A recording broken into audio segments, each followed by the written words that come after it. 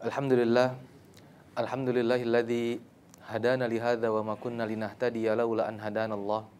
Asyhadu an la ilaha illallah wahdahu la syarikalah wa asyhadu anna Muhammadan abduhu wa rasuluh. La nabiyya wa la rasula ba'dah. Ballaghar risalah wa addal amanah wa nasahal ummah wa jahada fillahi haqqa jihadih hatta taraka ummatahu ala mahajjatin bayda lailuha kanahariha la yazighu anha illa halik. Salawatu rabbi wa salamuhu alaihi wa ala alihi wa sahbihi wa man ittaba'a hudahu ila yaumiddin wa ba'd. Teman-teman yang dirahmati oleh Allah Subhanahu wa taala,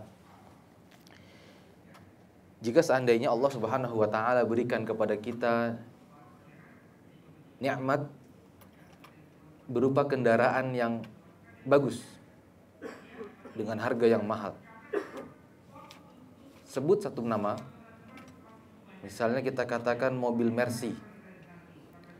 Akankah kita meletakkan mobil Mercy kita ini dengan harga yang mungkin miliaran, belasan miliar, kita letakkan di depan jalan tanpa kita berikan cover,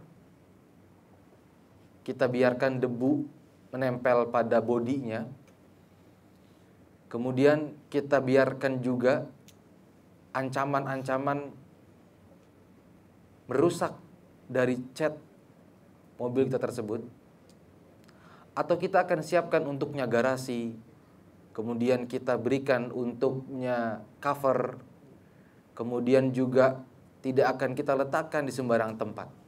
Mana yang kita lakukan? Tentu yang kedua, karena kita tahu betapa mahalnya, berharganya barang yang kita miliki. Begitupun sama. Kenapa ada dua orang tua yang berbeda sikap kepada anak? Orang tua yang pertama begitu sayang, begitu memperhatikan masalah pendidikannya, kesehatannya. Namun di sisi yang lain ada orang tua yang menelantarkannya, bahkan na'udzubillah tidak mengakuinya. Letaknya bukan pada anaknya tersebut, bukan pada barang yang dia miliki tersebut, tetapi sejauh mana ia mengetahui akan berharganya apa yang ia miliki, baik itu harta ataupun anak. Begitupun sama Ramadan yang datang kepada kita nanti, dia akan menjadi seperti bulan-bulan biasa apabila kita tidak tahu betapa berharganya Ramadan tersebut. Maka tadi disampaikan oleh Pak Agus bahwasannya para sahabat radhiyallahu taala anhum mempersiapkan Ramadan 6 bulan sebelum datangnya bulan Ramadan. Karena mereka tahu berharganya, mahalnya, langkanya kesempatan bertemu dengan bulan Ramadan. Ketika mereka berada di bulan Ramadan, lebih dahsyat amalan-amalan yang mereka lakukan di dalamnya. Maka perlu kita mengetahui sebesar apa kemuliaan bulan Ramadan, sehingga apa yang kita lakukan di dalamnya benar-benar menghormati, sehingga sikap kita terhadap bulan Ramadan benar-benar memuliakannya, menjaganya, serta tidak menyia-nyiakannya. Yang pertama, teman-teman dirahmati oleh Allah Subhanahu wa taala, bulan Ramadan adalah bulan yang Allah pilih khusus untuk amal soleh yang Allah Subhanahu wa taala berbangga dengannya, yaitu amalan puasa.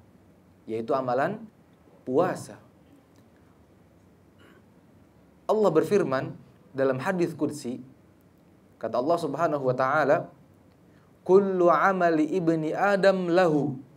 Semua amalan yang dilakukan oleh anak Adam untuknya. Maksudnya perhitungannya ia tahu. Sebagaimana Allah berfirman dalam Al-Qur'an, man jaa'a bil hasanati falahu asyru amsalihha. barang siapa yang berbuat amal soleh, maka dilipat gandakan minimal 10 kali lipat.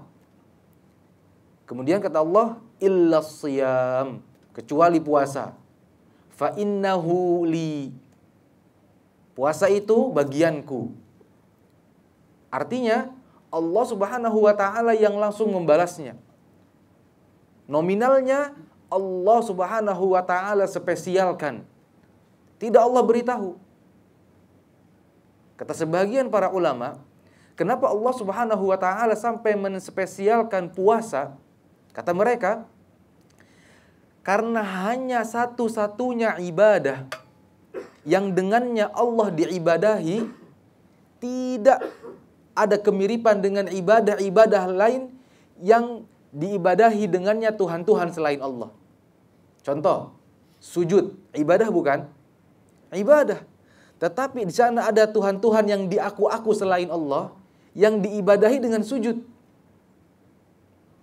I'tikaf, ibadah bukan? Ibadah. Tetapi di sana ada Tuhan-Tuhan selain Allah, yang diaku selain Allah sebagai Tuhan, diibadahi dengan i'tikaf. Kalau kita bilang semedi. Betul? Makanya puasa Allah Subhanahu wa ta'ala diibadahi hanya dengannya. Loh Ustaz, tapi sekarang ada kok Ustaz, orang yang cari ilmu, orang yang cari apa, kemudian syaratnya dia harus tidak makan dan tidak minum, betul? Itu datang setelah pensyariatan puasa. Ya ayyuhalladzina amanu kutiba alaikumus siyamu kama kutiba alal ladzina min qablikum. Dahulu orang-orang Arab tidak mengenal puasa. Tidak mengenal puasa untuk beribadah, tidak mengenal mereka. Mereka tawaf untuk berhala mereka. Mereka menyembelih untuk berhala mereka. Mereka sujud untuk berhala mereka. Mereka berharap, takut kepada berhala mereka. Tapi mereka sama sekali tidak pernah berpuasa untuk berhala mereka. Ini kata sebagian para ulama, kenapa puasa spesial bagi Allah Subhanahu wa ta'ala. Fa innahu li, maka puasa itu bagianku kata Allah. Wa ana ajzi bihi, dan aku nanti yang akan langsung membalasnya. Dan subhanallah, puasa Allah Subhanahu wa ta'ala wajibkan di bulan yang Allah pilih langsung, Ramadan. Ya ayyuhalladzina amanu kutiba alaikumus siyam kama kutiba alal ladzina min qablikum la'allakum tattaqun. Wahai orang-orang yang beriman, diwajibkan atas kalian puasa sebagaimana diwajibkan atas umat sebelum kalian agar kalian bertakwa.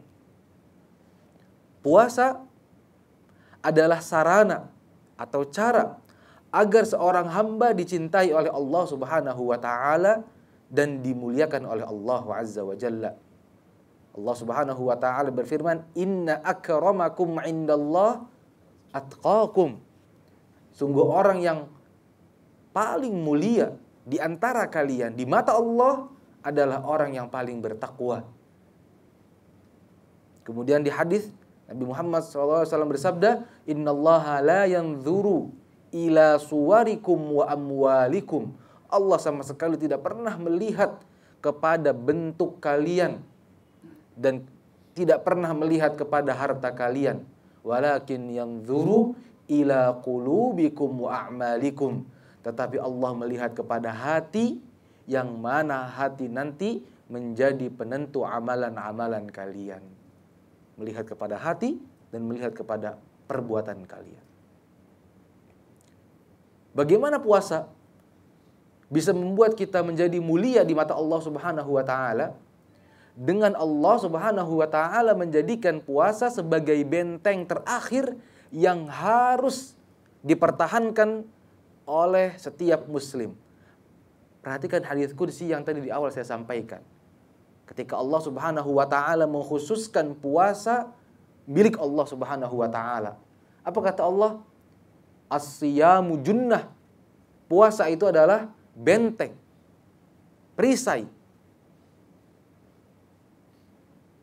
Wa idza kana yaumu shaumi ahadikum, dan jika salah seorang di antara kalian sedang berpuasa, fala yarfuth wala yafsuq, maka jaga mulutnya dan jaga perbuatannya. Lihat, cara menjaga benteng tadi dengan cara apa? Menjaga mulut dan menjaga perbuatan. Sehingga puasa yang disebut puasa yang disebut ibadah, bukan sekedar menahan dari lapar dan dahaga, namun menahan semua anggota perbuatan, baik perbuatan lisan, perbuatan anggota tubuh, dari melakukan perbuatan yang bernilai dosa, pelanggaran terhadap batasan-batasan Allah. Dijaga. Bukankah orang yang menjaga larangan-larangan Allah, bukankah orang yang menjaga perintah-perintah Allah adalah orang yang bertakwa?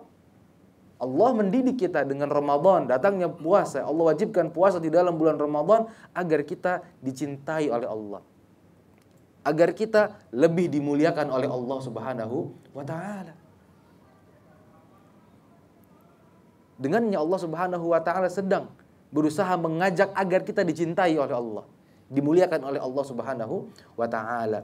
Makanya Nabi SAW banyak mengingatkan kita untuk berhati-hati. Jangan sampai puasa kita hanya bernilai menahan lapar dan dahaga. Beliau bersabda, "Man lam yada' qaulaz zur wal 'amala bihi falaysa lillahi hajah fi an yada'a ta'amahu wa syarabahu." Barang siapa yang belum bisa meninggalkan perkataan yang kotor dan perbuatan yang kotor, perkataan yang jelek dan perbuatan yang jelek, maka Allah nggak butuh dari puasanya dia. Allah nggak butuh dia tidak makan. Allah nggak butuh dia tidak minum.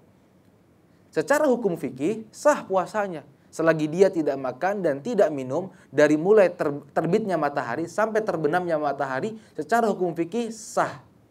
Tapi secara balasan, secara pahala, jika dia tidak meninggalkan perkataan dan perbuatan yang bernilai dosa, Allah tidak menerima amalnya. Allah nggak butuh, kata Rasulullah SAW. Sudah diancam kita dari awal, dipaksa didorong kita. Agar apa?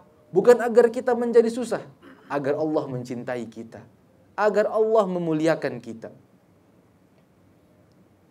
Makanya Nabi SAW, Allah Subhanahu wa ta'ala berfirman, "Ya ayyuhalladzina amanu kutiba alaikumus siyamu kama kutiba alal ladzina min qablikum."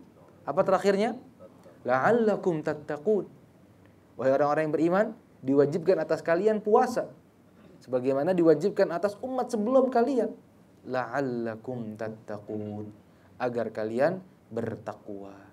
Puasa yang menghalangi kita dari berkata dan berbuat yang bernilai dosa. Besarnya nilai puasa di sisi Allah Subhanahu wa ta'ala ini, Allah jadikan ia di bulan Ramadan menjadi wajib. Gak sampai di situ, ternyata kewajiban puasa di bulan Ramadan Allah tambahkan ia menjadi rukun di antara rukun-rukun Islam. Setiap muslim harus. Karena apa? Karena ia identitas setiap muslim. Rukun ini apa? Seperti identitas. Cacat satu rukun, dipertanyakan identitasnya.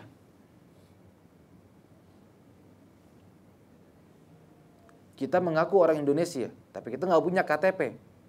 Ketika dimintai KTP kita nggak bisa menunjukkan KTP tersebut, dipertanyakan kewarganegaraan kita. Kita mengaku muslim, maka di antara rukunnya, datang bulan Ramadan, wajib ia berpuasa. Yang wajib bagi dia menahan lapar dan minum dan haus dari terbitnya matahari sampai terbenamnya matahari. Itu yang wajib bagi dia. Agar ia mendapatkan keutamaan, maka ia wajib menambahkan dengan menahan dari perkataan dan perbuatan yang kotor atau yang bernilai dosa. Maka Allah Subhanahu wa ta'ala muliakan bulan Ramadan dengan diwajibkannya puasa di dalamnya. Allah berfirman, "Syahrul Ramadan alladzi unzila fihi al-Qur'an hudal linnasi wa bayyinatin minal huda wal furqan. Faman syahida minkumus syahra falyasumhu. Bulan Ramadan yang Allah Subhanahu wa taala turunkan di dalamnya Al-Qur'an sebagai petunjuk, penjelas dari petunjuk tersebut dan pembeda.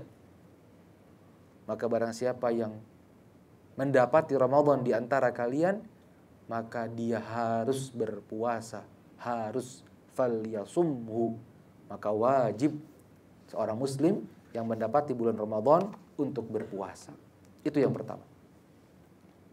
Allah memuliakan Ramadan dengan ibadah yang agung, yaitu apa? Ibadah puasa. Yang kedua, Allah Subhanahu wa taala memuliakan Ramadan dengan diturunkannya hadiah yang paling baik yang pernah Allah Subhanahu wa taala turunkan ke muka bumi, yaitu Al-Qur'an. Allah turunkan dari langit ketujuh ke Lauhil Mahfuz semua Al-Qur'an dalam satu malam. Dan malam itu Allah Subhanahu wa taala pilih malam terbaik. Bahkan saking baiknya malam itu, ia lebih baik daripada 1000 bulan. Kenapa? Karena yang Allah turunkan tersebut itu sesuatu yang berharga. Dia adalah petunjuk bagi kita. Hudal linnas. Petunjuk bagi kita. Wa bayyinatin minal huda wal furqan. Petunjuk ini apabila kita amalkan, dia akan membedakan mana yang bahagia dan mana yang sengsara. Teman-teman, dirahmati oleh Allah Subhanahu wa taala. Seringkali kita ini tidak pernah lepas untuk mengambil sebuah keputusan. Dalam setiap hari kita ini harus mengambil sebuah keputusan. Betul? Betul. Dan keputusan yang bijak akan keluar dari orang yang memiliki ilmu. Entah ilmu apapun itu. Ilmu mengenai lalu lintas. Ia tahu keadaan sedang macet. Dia punya dua pilihan, naik mobil atau naik motor. Karena ia tahu macet, saya ambil naik motor. Keputusan yang bijak. Dia akan tiba di kantor tepat waktu, sehingga ia akan mengerjakan pekerjaannya lebih produktif, lebih tepat waktu, sehingga manfaatnya kembali untuk dirinya. Bayangkan ketika ia tidak mengetahui, dia tidak akan tahu mana keputusan yang harus dia ambil. Itu baru misal sederhana. Bagaimana dengan semua keputusan tentang kehidupan kita yang harus kita ambil? Bagaimana kita melangkah, bagaimana kita bersikap, mengambil atau meninggalkan. Maka kita butuh petunjuk. Dari siapa? Dari Zat yang Maha Mengetahui. Allah Azza wa Jalla ilmunya sangat dalam. Maka Allah Subhanahu wa taala turunkan Al-Qur'an hudal linnas. Petunjuk untuk kita. Makanya di Al-Qur'an isinya halal, haram, perintah, larangan. Pelajaran-pelajaran dari umat-umat terdahulu. Agar menjadi keyakinan bagi kita bahwasannya petunjuk Allah adalah keselamatan. Al-Quran seperti bahtera Nuh alaihi salam. Yang mengambilnya selamat. Seperti orang-orang yang menaiki bahtera Nuh alaihi salam. Al-Quran Allah sebutkan juga sebagai syifa. Penyembuh. Lihat teman-teman. Allah tidak menyebut Al-Quran sebagai obat. Bukan sebagai dawa, obat, tapi sebagai syifa. Apa bedanya? Kalau obat belum tentu menyembuhkan. Tapi kalau syifa sudah pasti ia menyembuhkan. Obat terkadang kita diberikan oleh dokter resep obat. Namun ternyata penyakit tak kunjung mereda. Itulah obat sifatnya. Tapi kalau syifa penyembuh sudah pasti. Allah berfirman, wa nunazzilu minal qur'ani ma huwa shifaa'u wa rahmatul lil mu'minin. Dan kami turunkan Al-Qur'an. Di dalam Al-Qur'an itu ada penyembuh. dan ada rahmat bagi orang-orang yang beriman. Ia penyembuh bagi hati-hati yang mati. Ia penyembuh bagi segala kerisauan, kegundah-gulahan, ketakutan, keputusasaan. Ia juga penyembuh bagi orang-orang yang tidak memiliki harapan. Lihat, orang-orang Arab dahulu keadaan mereka rendah. Keadaan mereka hina dina. Kemudian Allah Subhanahu wa taala turunkan Al-Qur'an bersama nabinya Muhammad sallallahu alaihi wasallam. Allah berikan untuk mereka setengah dunia. Pantas Nabi kita sallallahu alaihi wasallam bersabda, "Innallaha yarfa'u bihadzal kitabi aqwaman wa yadh'u bihi akharin." Allah mengangkat derajat sebuah kaum dengan kitab ini, dengan Al-Qur'an, dan Allah juga merendahkan sebahagian kaum dengan kitab ini juga, dengan Al-Quran juga. Maksudnya, jika ada kaum yang mau mengambil Al-Quran, mengamalkan isi daripada Al-Quran, Allah akan mengangkat mereka. Pasti. Karena tadi, Al-Quran ini penyembuh. Penyembuh keadaan kita. Penyembuh penyakit hati kita. Penyembuh kejiwaan kita. Kita ambil Al-Quran, Allah berikan perubahan untuk kehidupan kita. Besarnya hadiah ini yang Allah Subhanahu wa taala berikan kepada umat manusia, Allah turunkan hadiah tersebut di bulan yang mulia, yaitu bulan Ramadan. Inna anzalnahu, sungguh kami telah turunkan dia, yaitu Al-Quran maksudnya, fi lailatul qadr, di bulan atau di malam kemuliaan. Malam kemuliaan di sini yang dimaksud adalah Al-Qur'an. Itu yang kedua. Yang ketiga, teman-teman yang dirahmati oleh Allah Subhanahu wa taala, Allah Subhanahu wa taala memuliakan bulan Ramadan dengan menjadikan satu malam di bulan tersebut sebagai malam kemuliaan. Bagaimana Allah memuliakan malam tersebut? Allah Subhanahu wa taala jadikan kebaikan yang dilakukan di malam tersebut sama seperti kebaikan yang kita lakukan selama 83 tahun. Betul? 83 tahun sama dengan 1000 bulan ya. Lailatul Qadri khairum min alfi syahr. 83 tahun. Artinya jemaah yang dirahmati oleh Allah, salat yang kita lakukan di malam itu sama seperti kita salat selama 83 tahun. Sedekah yang kita keluarkan di malam itu sama seperti sedekah yang kita keluarkan selama 83 tahun. Ini kesempatan, peluang. Bagi apa? Bagi semua keretakan ibadah yang pernah kita tinggalkan selama ini. Mungkin kita pernah lalai meninggalkan sholat di masa muda kita, di masa kecil kita, padahal kita sudah baligh. Mungkin kita pernah melakukan dosa yang mana dosa tersebut menghapuskan 40 hari daripada sholat kita. Maka ketika kita dipertemukan dengan bulan Ramadan, kita berharap dipertemukan juga dengan malam kemuliaan. Kita tutup sholat kita di situ. Tunaikan semua sholat yang wajib, lengkapi dengan sholat-sholat sunnah, terutama sholat-sholat tarawih.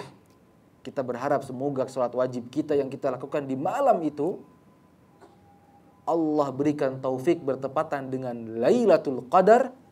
Allah tutup kekurangan sholat wajib yang pernah kita lakukan beberapa puluh tahun yang lalu, mungkin di saat kita masih jahil. Jika Allah berikan kepada kita kemudahan rizki, maka di malam tersebut maksimalkan sedekah kita. Mungkin boleh jadi kita tidak bertemu dengan Ramadan lagi setelah tahun ini. Allah Subhanahu wa taala jadikan sedekah yang kita keluarkan di malam itu seperti sedekah yang kita keluarkan selama 83 tahun. Karena kita beramal soleh di malam kemuliaan, Allah Subhanahu wa taala muliakan amalan dan pengorbanan yang kita lakukan di malam tersebut. Sampai-sampai Nabi kita berwasiat kepada kita. Beliau bersabda, taharrau lailatal qadar fil witri minal ashril awakhir. Carilah oleh kalian, bersemangatlah oleh kalian, ya, kencangkanlah oleh kalian pencarian terhadap malam Lailatul Qadar ini di malam-malam ganjil daripada 10 hari terakhir di bulan Ramadan. Karena Allah Subhanahu wa taala tidak menentukan kepada kita di tanggal berapa ada malam Lailatul Qadar. Tujuannya apa? La'allakum tattaqun. Agar kita memaksimalkan semua malam di 10 hari terakhir. Sehingga kalau kita maksimalkan di semua malam di 10 hari terakhir, insya Allah yang kita lakukan pasti bertepatan dengan Lailatul Qadar. Kemudian Nabi pun memberikan bocoran. Agar kita semakin mengencangkan ikat pinggang kita. Taharrau. Maksimalkan. Kencangkan.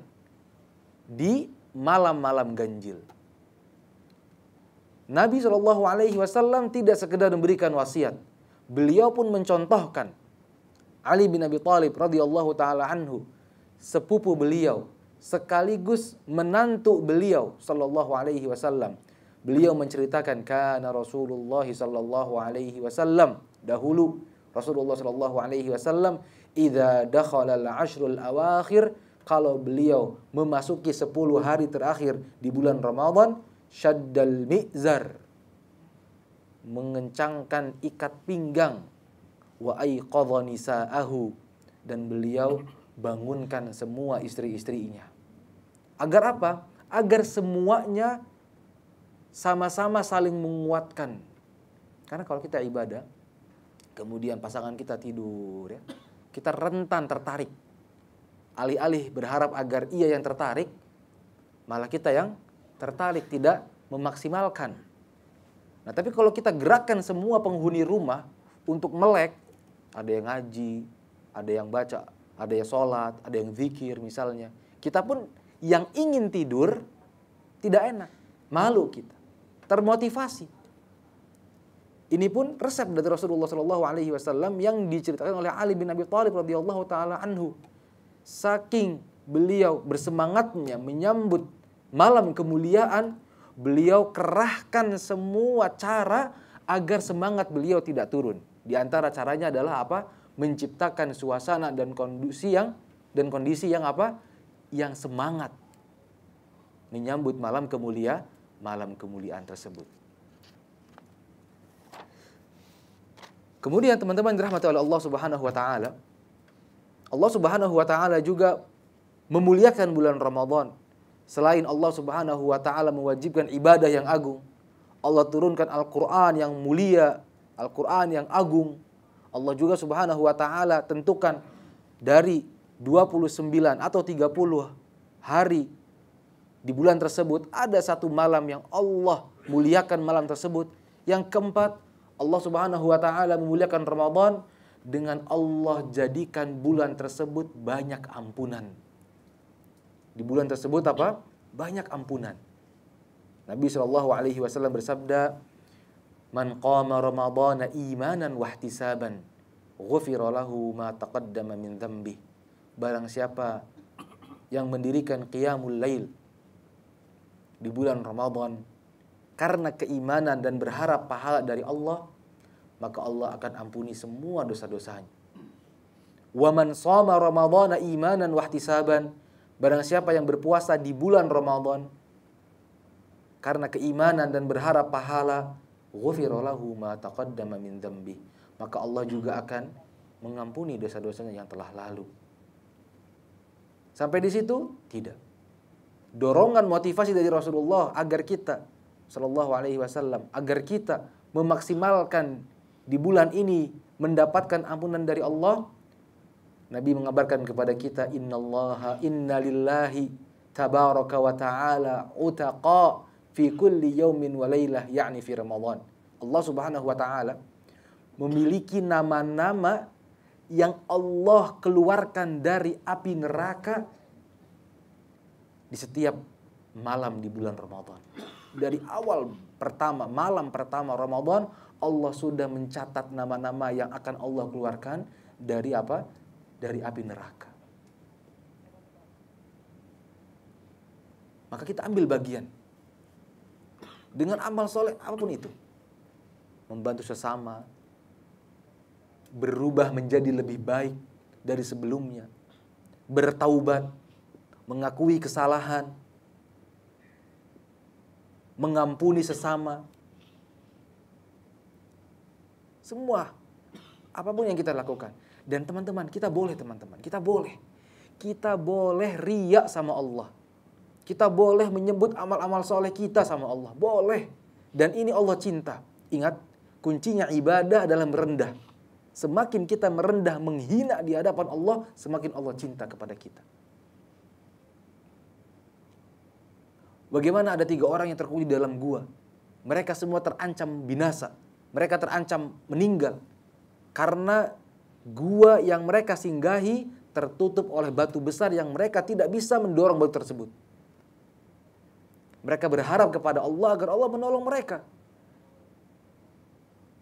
Sehingga membuat mereka harus benar-benar merendah dan menghina di hadapan Allah Subhanahu wa taala. Dan mereka akhirnya bertawassul dengan apa? Dengan amal soleh yang pernah mereka lakukan semata-mata takut karena Allah, semata-mata karena berharap pahala dari Allah Subhanahu wa taala. Nah, kita pun boleh teringat dosa-dosa kita di masa lalu. Kemudian kita mendengar hadis ini. Nabi menyebutkan Allah mencatat nama-nama orang yang akan dibebaskan dari api neraka. Kemudian kita teringat hadis ini. Dan kita pun teringat dosa-dosa di masa lalu. Kemudian bertepatan dengan bulan Ramadan, kita melakukan amal soleh. Apapun itu. Walaupun kecil di mata kita. Kemudian kita sebutkan kepada Allah Subhanahu wa ta'ala, ya Allah, amal soleh yang tadi aku lakukan, ya Allah, aku berusaha seikhlas mungkin hanya berharap wajah-Mu, ya Allah. Jika itu amal soleh yang Kau terima, ya Allah, ampuni kesalahan-kesalahanku, ya Allah. Sebagaimana janji Rasul-Mu, ya Allah, bahwa Engkau mengeluarkan di setiap malam di bulan ini, di bulan Ramadan maksudnya, nama-nama hamba-Mu dari api neraka, ya Allah. Maka keluarkanlah namaku dari api neraka, ya Allah. Boleh jemaah, boleh. Semangat kita. Lakukan apapun itu agar nama kita Allah keluarkan di malam Ramadan dari api neraka. Kemudian yang terakhir, yang kelima, Allah Subhanahu wa ta'ala memuliakan Ramadan dengan menambahkan bonus bagi siapa saja yang berpuasa di bulan Ramadan. Kemudian ia iringi dengan 6 hari di bulan Syawal, bulan setelah bulan Ramadan, 6 hari. Maka Allah akan berikan baginya pahala puasa 1 tahun penuh. Puasa 1 tahun penuh. Nabi SAW bersabda, "Man shoma Ramadan imanan wahtisaban, ghufira lahu kana kasiyamid dahri." Maaf, "Man shoma Ramadan thumma atba'ahu sittan minasyawwal." Barang siapa yang berpuasa di bulan Ramadan, kemudian diiringi dengan 6 hari di bulan Syawal, kana kasiyamid dahri, maka ia seolah-olah atau pahala baginya seperti pahala puasa 1 tahun. Seperti puasa 1 tahun. Kemurahan hati dari Allah Subhanahu wa ta'ala. Maka teman-teman dirahmati oleh Allah Subhanahu wa ta'ala, di penutup ini saya mengucapkan sebagaimana ucapan Rasulullah sallallahu alaihi wasallam, "Atakum Ramadan." Akan datang kepada kalian bulan Ramadan. Syahrun mubarak. Bulan yang Allah Subhanahu wa ta'ala berkahi. Limpahkan di dalamnya ampunan. Allah keluarkan dari neraka setiap malam hamba-hambanya Allah Subhanahu wa ta'ala. Allah lipat gandakan amalan soleh yang dilakukan di malam kemuliaan di malam Lailatul Qadar. Allah ampuni orang-orang yang salat, orang-orang yang berpuasa di bulan tersebut. Dan Allah turunkan mukjizat yang abadi. Tidak ada mukjizat yang abadi selain Al-Quran. Mukjizat Nabi Musa sekali dan selesai sudah. Mukjizat Nabi Isa sekali dan selesai sudah. Tapi Al-Quran, mukjizat yang Allah Subhanahu wa taala berikan kepada Rasulullah sallallahu alaihi wasallam, ia terus sampai hari kiamat. Allah pilihkan bulan untuk turunnya mukjizat ini di bulan yang Allah Subhanahu wa taala berkahi. Faradallahu azza wa jalla alaikum siyamahu. Allah wajibkan atas kalian berpuasa di bulan tersebut. Tuftahu fihi abwabus sama. Allah benar-benar bukakan pintu-pintu surga, pintu-pintu langit. Allah bukakan selebar-lebarnya. Wa tughlaqu fihi abwabul jahim. Dan di bulan tersebut Allah benar-benar tutup pintu-pintu neraka. Wa tughallu fihi maradatus syayatin. Dan benar-benar Allah Subhanahu wa taala ikat pembangkang-pembangkang dari kalangan syaitan. Lillahi fihi lailatun khairun min alfi syahr. Allah menentukan satu malam di dalamnya lebih baik daripada 1000 bulan. Kemudian pesan Rasulullah SAW di akhir, man hurima khairuha faqad hurim. Siapa yang tidak mendapatkan semua kebaikan ini, sungguh ia telah benar-benar kehilangan kebaikan yang sangat besar. Man hurimaha, siapa yang kehilangan kesempatan mendapatkan semua keberkahan ini, semua ampunan ini, semua kemuliaan ini, faqad hurim, benar-benar telah kehilangan kebaikan yang sangat besar. Ini teman-teman yang dirahmati oleh Allah Subhanahu wa taala yang dapat saya sampaikan terkait tentang datangnya bulan Ramadan. Semoga hadis-hadis dan ayat-ayat yang tadi disampaikan dapat memberikan semangat kepada teman-teman semua untuk benar-benar memanfaatkan bulan Ramadan. Bulan Ramadan bukan bulan kita bermalas-malasan dengan alasan puasa. Bulan Ramadan bukan bulan kita tidak bersemangat dengan alasan lapar dan dahaga. Pendahulu kita, mereka berkorban, mereka berjuang, mereka membangun, mereka berjuang membela agama di saat bulan Ramadan. Tidak ada satupun dari mereka yang beralasan dengan lapar dan dahaga sehingga mereka bermalas-malasan. Maka bulan Ramadan, setiap harinya, setiap waktunya, setiap detiknya, setiap jamnya bisa kita ambil kesempatan untuk mendapatkan keberkahan yang Rasulullah Sallallahu Alaihi Wasallam sebutkan tadi. Itu teman-teman dirahmati oleh Allah. Mungkin tanya jawab. Silahkan jika ada pertanyaan, 1 atau 2 pertanyaan dari teman-teman sekalian, mungkin akan dijawab sesuai dengan kemampuan saya. Wallahu ta'ala a'lam. Silakan, mungkin ada pertanyaan.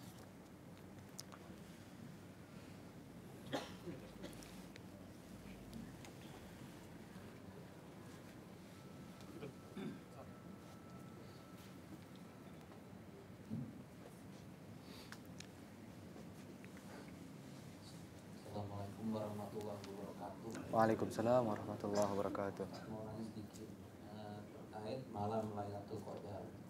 Nah, di kita kan suka terjadi perbedaan malam datangnya bulan Ramadan.